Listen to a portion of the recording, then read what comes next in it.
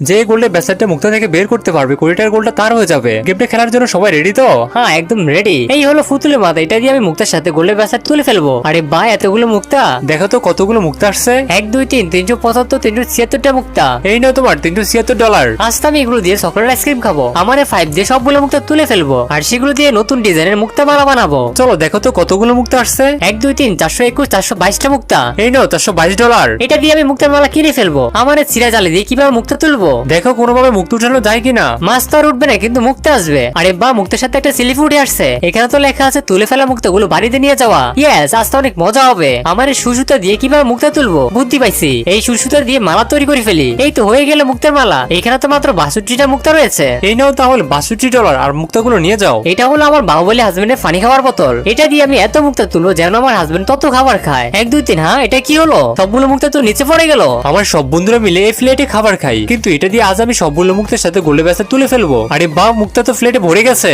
তাড়াতাড়ি করে এগুলো ঘুরে নাও। 1 2 3 5716 5717টা মুক্তা। এই নাও তাহলে $5717। আর শেষে কিন্তু আমি এমন কিছু করে যা দেখে সবাই অবাক হবে তা দেখার আগে। হে আল্লাহ, এই জান্নাতি পাথর দেখে যে শেয়ার করে দিবে তাকে মরার আগে একবার হলেও মক্কা হজ করার তৌফিক দান করুন। আর শেষে কিন্তু আমি মুক্তার সাথে কোটিটার গোলটা তুলে ফেলে।